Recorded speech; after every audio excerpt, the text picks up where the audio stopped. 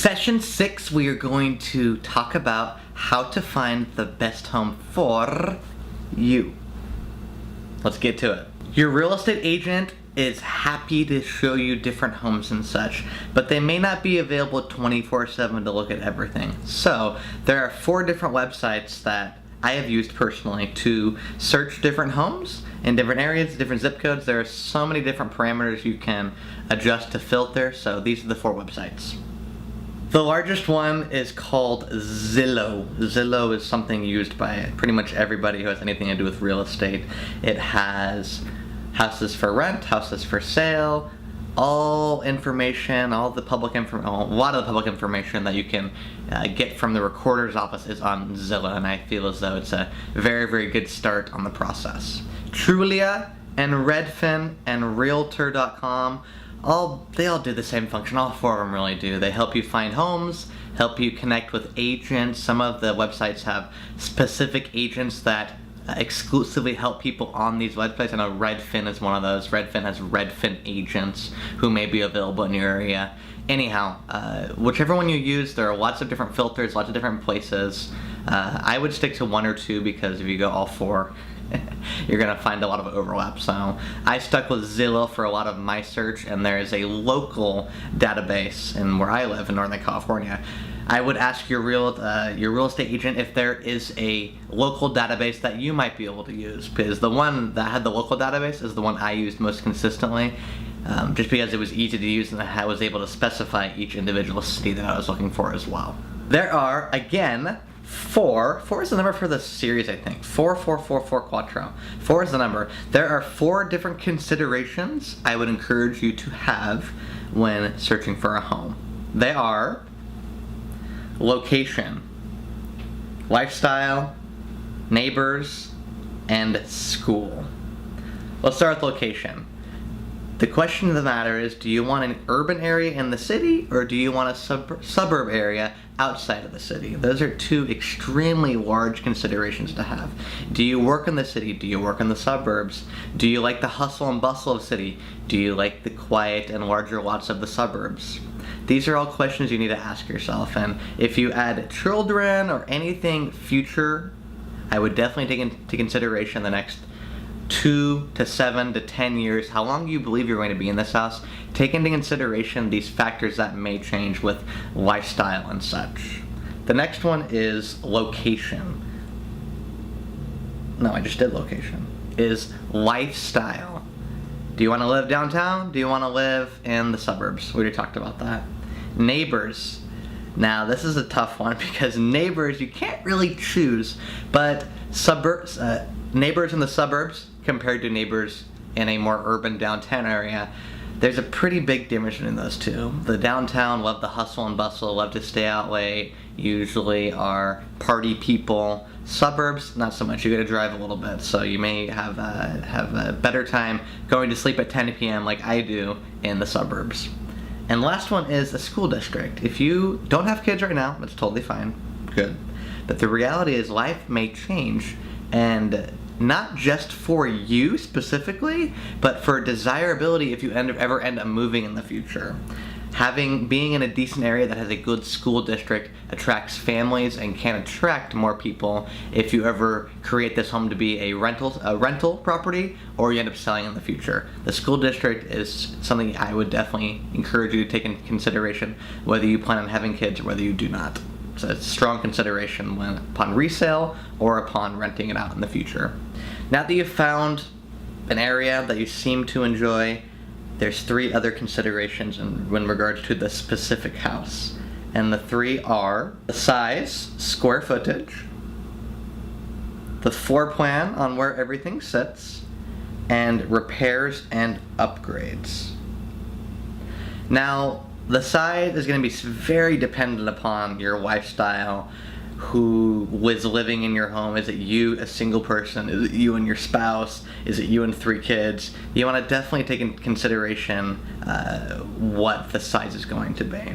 The floor plan is also something that would be something you want to look into, because the reality is having a big old kitchen is awesome, but if you're a person or a family that goes out to eat 6 times a week and you only cook a couple times a week, maybe that beautiful kitchen that looks really, really nice is not quite as practical, and you may pay a pretty penny for that.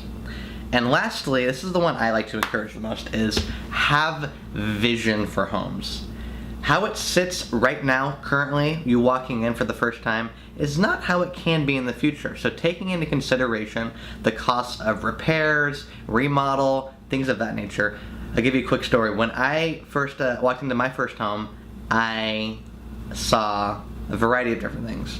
I saw in the bathroom, pink tile, pink paint, laminate flooring that was buckling throughout the house, coming up and being destroyed, a kitchen that had cabinets that were probably from 1972, and it seemed like there was a bunch of mold in them, but I never actually verified that. It just was gross. So, did that stay the same? No. I blew everything out and pretty much redid everything in the home. But the reality is, I had some vision that led me to believe this, that I can make this happen.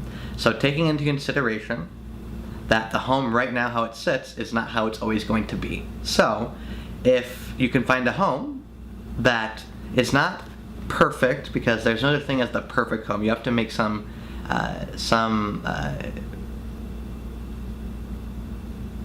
considerations and you have to settle for some things. It's a fact. So, just because it sits and it's not perfect, the reality is if you have vision, you can create it into what you want it to be. But take into account those costs and have a contractor or some trusted person who does this kind of thing look at it and tell you what it's going to cost. Compromise, that's what it was. You're gonna have to compromise on some things, because finding the perfect or dream home maybe is not realistic. If it is, I want to know about it and tell me about it. So sometimes when you go to an open house, they have the most expensive furniture that goes perfectly with everything, furniture and decor. And the reality is, when you buy the home, that decor and furniture is not going to stay, most likely. So, I encourage you not to get all caught up on how beautiful the decor is, because the reality is, the decor is most likely not going to stay. So, take pictures of it and figure out where they bought it. I'm just kidding. Don't let that be the one factor where this house, is the winner in your book because of the decor. That's something that can change very, very easily. Secondly, don't get caught up on resale value. As much as I like to talk about longer term and how the home is going to appreciate, the reality is, treat it as, is it going to be of value to you living there? Even if the housing market drops 5% and you lose 5% in your value over 5 years, let's say, the reality is you still have a home and you still have a place to live, firstly, and secondly, you have a fixed housing cost if you have a fixed mortgage, which if you are renting every year or whenever your lease renews, the landlord usually has a provision that they're going to increase it between 3 and 10%, depending upon what's going on. So, those are two considerations, and the resale value is great long term, but the longer term factor is real estate does ups and downs, just like any other stock market, whatever it is, any other financial market. So the long haul is what I encourage you to do. That's what I do personally. So don't get caught up on the resale value in the beginning. And lastly, my biggest, largest, most gigantic encouragement for this session is, don't expect perfection. Perfection doesn't exist in homes unless you spend a pretty penny to remodel everything perfectly. So, with that being said, just because something doesn't cosmetically suffice your needs in the very beginning, remember, have a vision, you're able to remodel and put new decor, whatever it is, you're able to create.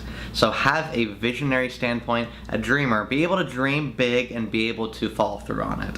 So don't let because it has one less bedroom, or the master bedroom is 10 square foot larger or smaller than I wanted, don't let that hang you up, because over the long term, again, those are really small things, so don't let perfection or the ability that you want perfection to deter you from what could be your next house.